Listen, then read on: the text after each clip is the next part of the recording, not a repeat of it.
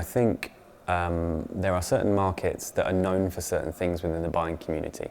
Certain companies will attend certain markets religiously and maybe not go to certain markets. If you've got an entertaining independent drama, for example, particularly if it's US set, US based, then Sundance is always a good place to take it. But you need to be prepared that Sundance isn't a festival that everybody goes to, because it is purely a festival. It doesn't have a market running alongside it. So your exposure might be limited. Berlin, for example, is a great place to be pre-selling from script stage large budget movies, predominantly American movies. That's what it's there for in many ways. But you also have the Berlin Film Festival running at the same time, so it's a great place to launch art house projects, art house fare. Films like Beasts of the Southern Wild, for example, were launched commercially at Berlin. Toronto is known for its awards movies, so that seems to be the place where increasingly producers are bringing 12 Years a Slave or The Imitation Game. So that's known for those kind of high-end commercial dramas.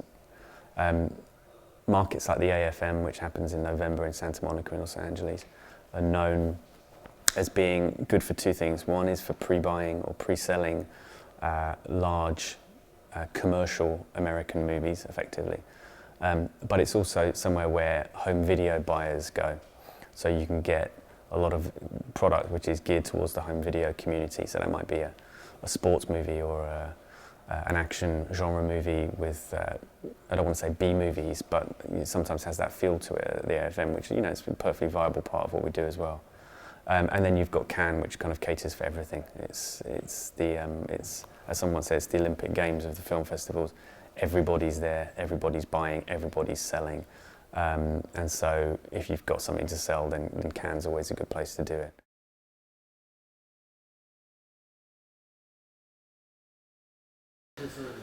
So there are a number of things that add value to a project, and in order for somebody to do that, to get their project to the stage that a financier or a sales agent wants to come on board, they need to think about what those are, what's unique about their project, what's distinctive about it, what is it about their project that has found success in the marketplace beforehand.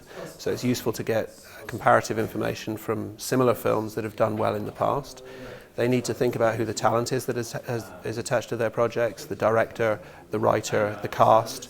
One of the key determinants of value is a cast, a recognisable cast, and sales agents and distributors are particularly focused on who is in the movie.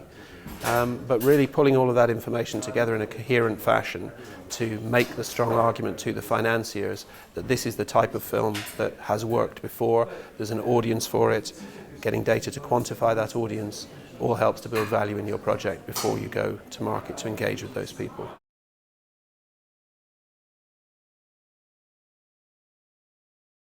If we're talking about producers here, and we're talking about the proper role of a producer, which is to bridge the creatives to the market, to the audience, let's say that's the role, then you really need to start thinking about it from day one, and to consider exactly what it is and who it is you're making it for, and you'd have to, because things like budget and casting and all that kind of stuff is going to come into play very, very early on in the whole life cycle of the film.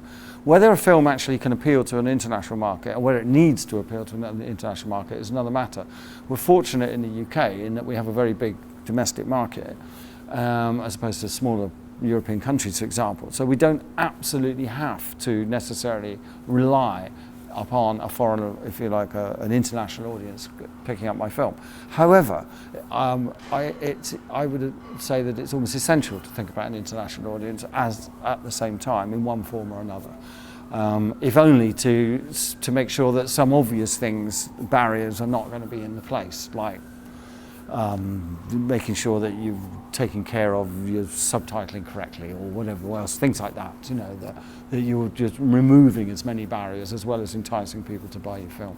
I think people just forget what the word market actually means. It's not a euphemism for where people meet and have a nice time and get drunk. You know, it's a market. It's where goods are bought and sold, and in any market there is supply and demand, and there has to be a demand for your product. And nobody likes to see a film reduced to the word product, but the reality of it is that's what it is. It's a product like anything else, and there are many to choose from. And if your film is not fulfilling a demand, then you do have to ask yourself, what are the reasons then for making it? And I'm not saying that there is no reason for making it, but certainly you are making it not for commercial purposes if you can't identify who your audience is, what the market is, and ultimately who is going to part with their hard-earned money to buy a cinema ticket, to spend 2 hours of their time watching what you've created. So if you can't very quickly identify the end user for your film, I would say there are questions to be asked about why you're making it.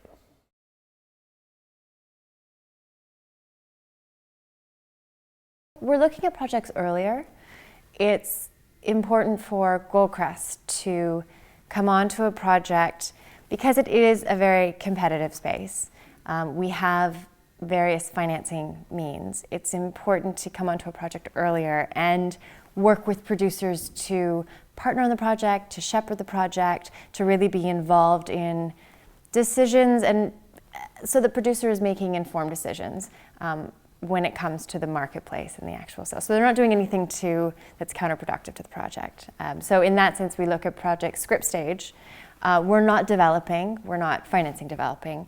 We have some projects that we co-produce, so we've come on early co-producers because we loved the producer and the project, helped them bring on a director and then help them cast from there on. But usually it's having a director attached to a script and not necessarily financing attached, but it is always helpful to have something. There has to be, for us, director, well obviously script, director, producer, and cast. There are few occasions where you could sell a project without cast. There might be one or two very well-known auteur directors where that might be possible, but I think generally speaking, you have to have cast. You have to have director and you have to have producer, and of course the script. And the reason for that is when people are buying films or pre-buying films, they have to be able to make a fair assessment of the film's value. And if one or other of those elements is missing, it's actually quite difficult to be able to do that. So definitely producer, script, director and cast. Taking a project to a festival or market, then my advice would be to make sure that whatever that project is, it's as packaged and credible as it can be. I think it's a total waste of time showing up to somebody's office in a market scenario with a half-baked idea and a lot of enthusiastic chatter about nothing. Time is so precious at these events because they're very short. I mean, they may, it may say on the program that they last for a week or 10 days or whatever, but generally speaking, the core of a market is 4 or 5 days. And so people don't have time to listen to people just pitching nothing. But if you've got a packaged project and if it's in good shape, then a festival or market can be the perfect place to pitch that film. And I can think of several occasions where we've had meetings with producers with projects that are really well advanced, where we've prioritized them post-market and had offers in within 10 days to 2 weeks after a market. So it can work, but I think it's important to know that you're there at the right stage. And I think that if you don't have a project that is packaged, where the elements are in place, or at least enough elements are in place to make it sufficiently interesting from a commercial perspective, then it's about relationships. It's about forming relationships in an informal way so that you know who you want to be talking to when your project is at that stage. and otherwise Back off.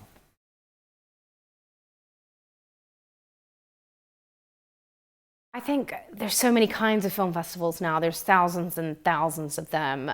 You've got the sort of huge ones like Cannes, Venice, Toronto, Berlin, Sundance. And there, where a lot of people, there might be a sort of frenzy about new films at places like that. And it is a lot about the industry and industry people seeing those films for the first time, maybe making deals for them to be shown to audiences. Film critics getting really excited about new work at festivals like that. But then you've also got really important festivals that maybe one tier down from Cannes, maybe a festival like Locarno, Carlo Vivari, Sarajevo. There's still industry people going to all those festivals. You know, Cannes only shows about 60 or maybe 60 films a year. There's thousands and thousands of films made. So you need those other festivals to show the work, to also connect those other films to industry, to connect them to audiences as well. And, you know, I think even a local film festival, it might not have any industry in it, but it's about that filmmaker connecting to an audience. I've been to some great film experiences at very, very tiny festivals in places you've never even heard of. But it's just seeing a local audience, seeing a great film, maybe the filmmaker's there to talk to them afterwards. That's still invaluable. Obviously, when you're going to a festival, you want to do your homework and know who's going to be there, who you might want to meet. And do just general preparation. Make sure you've got your materials for your film ready.